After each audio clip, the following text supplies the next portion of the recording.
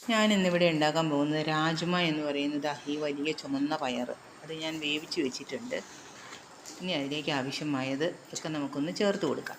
ആദ്യം നമുക്ക് വെളിച്ചെണ്ണ ഒഴിച്ചിട്ട് കുറച്ച് ബേ ലീഫും പട്ടയും ഗ്രാമ്പും ഏലക്കായും കുറച്ച് ജീരകവും കൂടി ഇട്ട് പൊട്ടിച്ചെടുക്കാം. അതൊന്ന് പൊട്ടി കഴിയുമ്പോൾ നമുക്ക് അതിലേക്ക് വളരെ തിന്നായിട്ട് അരിഞ്ഞു വെച്ചിരിക്കുന്ന സവാള, ഒരു സവാള മുഴുവനും, ഒരു തക്കാളി ചെറുതാണെന്നുണ്ടെങ്കിൽ മുഴുത്ത തക്കാളി എടുക്കണം, ഒരു 3 പച്ചമുളകും അതും ചെറുതായിട്ട് അരിഞ്ഞിട്ട് എല്ലാം നല്ല ഫൈനായിട്ട് അരിഞ്ഞെടുക്കണം. മുഴുത്ത കഷ്ണങ്ങളായിട്ടല്ല, ചെറിയ കഷ്ണങ്ങളായിട്ട് അരിഞ്ഞെടുത്ത് അതൊന്ന് വഴറ്റിയെടുക്കുക. അത് നന്നായിട്ടൊന്ന് വഴന്ന് വരട്ടെ. നന്നായിട്ടൊന്ന് വഴന്ന് വന്ന് കഴിയുമ്പോൾ നമുക്ക് അതിനകത്തേക്ക് ആവശ്യമായ പൊടികൾ ഇട്ട് കൊടുക്കാം. പൊടികൾ എന്തൊക്കെയാണെന്ന് വെച്ചാൽ മഞ്ഞൾപ്പൊടി, മുളക് പൊടി, മല്ലിപ്പൊടി, വെളുത്തുള്ളി ഇഞ്ചിയും പേസ്റ്റും കൂടി അതിൻ്റെ ഇടയ്ക്ക് ചേർത്ത് കൊടുക്കണം കേട്ടോ. ഈ സവാള ഉള്ളി നന്നായിട്ട് വഴന്ന് കഴിയുമ്പോൾ അതിലേക്ക് വെളുത്തുള്ളി ഇഞ്ചിയുടെ പേസ്റ്റ് ഇട്ട് കൊടുത്തതിന് ശേഷം നമുക്ക് തക്കാളിയും കൂടി ഇട്ട് അതൊന്ന് നന്നായി മൊരിഞ്ഞ് വരട്ടെ. മൊരിഞ്ഞ് വന്ന് കഴിയുമ്പോൾ മല്ലിപ്പൊടിയും മഞ്ഞൾപ്പൊടിയും മുളക് പൊടിയും കുരുമുളക് പൊടിയും ഗരം മസാലയും ജീരകം, നല്ല ജീരകമാണ് കേട്ടോ, പെരുംജീരകമല്ല, പൊട്ടിച്ചതും നല്ല ജീരകം തന്നെയാണ്. ആ നല്ല ജീരകം ഒന്ന് മെല്ലെ ചൂടാക്കി പൊടിച്ച് അതും കൂടി ചേർത്ത് കൊടുക്കണം കേട്ടോ. ആ ജീരകത്തിൻ്റെ സ്വാദത്തിന് വേണം.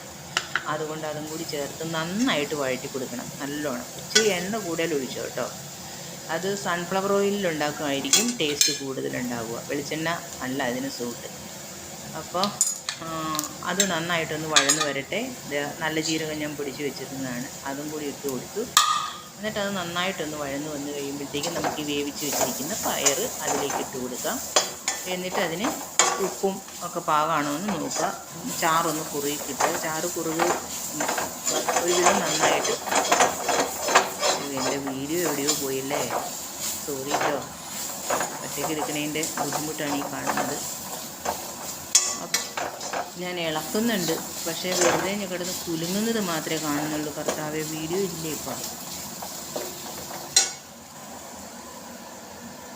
ഇതാ പയറിട്ട് കൊടുക്കുവാണേ.